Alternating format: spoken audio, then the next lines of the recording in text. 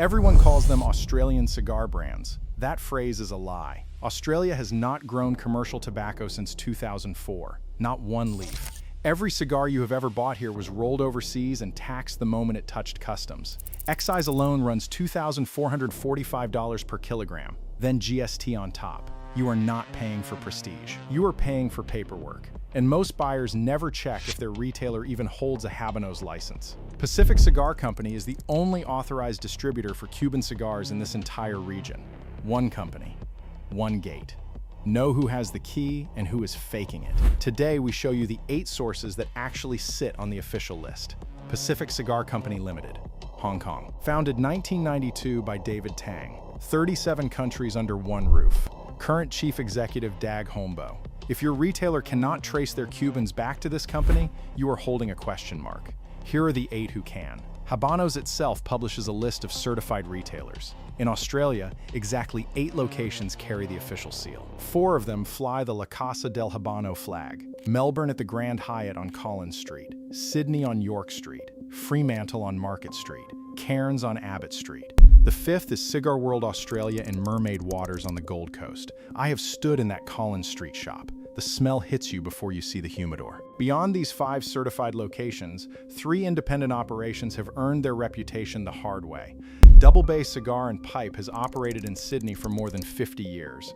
Owner Colin maintains Cuban stock at 65 to 70% humidity year-round. That is not marketing. That is the climate your cigars live in before you do. Walk into that Bay shop and the air tells you the difference. Think about the last box you bought. Now cut that price in half. That is approximately what the government took before you even opened the lid. Drop your worst duty shock below. But credentials are not the only mark of a serious retailer. Cigarworld Australia was founded in 2000 by Noel and Ela Bower on the Gold Coast. Walk-in humidor. Climate control running 24 hours a day, 365 days a year.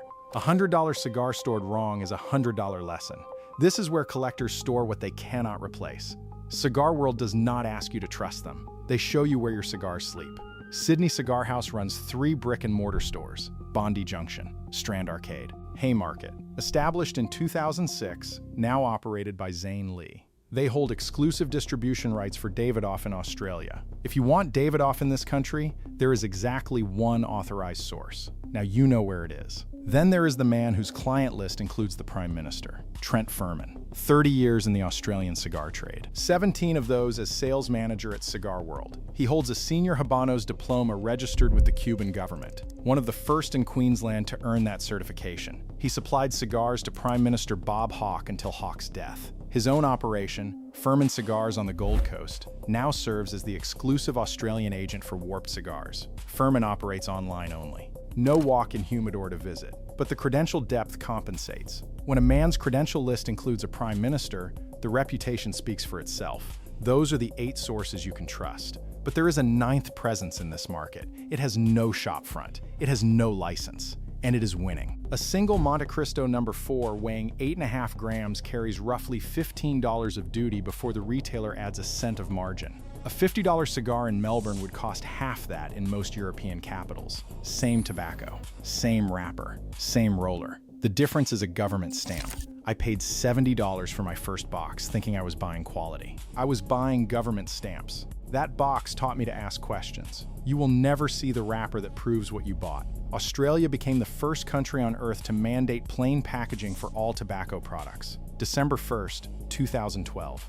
Every cigar sold here must arrive in a box the color of wet cardboard, plastered with rotting gums and gangrenous feet. 75% of the surface covered in graphic health warnings. The bands that identify a Cohiba, a Monte Cristo, a Partagas, stripped off and replaced with standardized text in a regulated font. You pay premium prices for a product that looks like medical waste. It gets worse online. The Tobacco Advertising Prohibition Act forbids retailers from showing you what you are buying. No images of the cigar, no tasting notes, no description of body or finish. You are permitted to see the name, the price, and the country of origin. That is the full extent of what Australian law allows a retailer to tell you before you hand over your money. You are buying blind. Now here is where the numbers turn violent. The ITEC Commissioner's report for financial year 2024 to 2025 states that half of all tobacco products sold in Australia are now illicit. Not grey market, not parallel import, illicit. Where is the crackdown? Where is the enforcement? The Australian Border Force seized 2.53 billion cigarette sticks and 435 tons of loose tobacco in that same period. That represents $4.36 billion in evaded duty. Seizures have increased 320% in 4 years. This is not petty smuggling. Australian authorities have linked tobacco syndicates to a wave of firebombings and multiple homicides since 2023. The supply routes run through China, Hong Kong, Singapore, and the United Arab Emirates. Independent lab analyses have found counterfeits containing sawdust, human and animal hair, and rat droppings. You pay $50 to inhale someone else's floor sweepings. The counterfeit sits next to the certified. Same drab box, same warning labels. You cannot tell the difference by looking. That too cheap price is not a bargain. It is the edge of an operation that kills people. Here is the trap most buyers walk into without knowing. You find a retailer. You pay the price. You bring the cigar home. Then you store it wrong. Australian climate is actively hostile to cigars. The ideal storage condition is 65 to 70% humidity at 18 to 21 degrees Celsius. Push past 22 degrees and you risk hatching tobacco beetle eggs, larvae that will bore through your entire collection. Humid coastal summers invite mold. Dry inland winters crack wrappers. A $100 cigar stored wrong is a $100 lesson. What is your humidity system? Boveda? Shikar? Something else? If you thought you could dodge the tax by bringing cigars home from overseas, think again. The duty-free allowance for an adult entering Australia is 25 grams of tobacco products. That is 1 medium cigar, maybe 2 small ones. Exceed that limit and you pay duty on the entire amount, not the excess, the entire amount.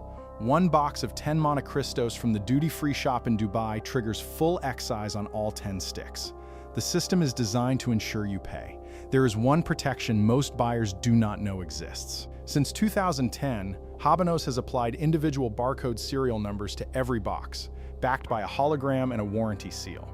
You can verify any box on the official Habanos website. If the number does not check out, you are holding a counterfeit. The verification takes 30 seconds. The peace of mind lasts as long as the cigar. Ever caught a fake? What gave it away? So here is where you stand. There is no such thing as an Australian cigar. There are Australian retailers, some legitimate, some not.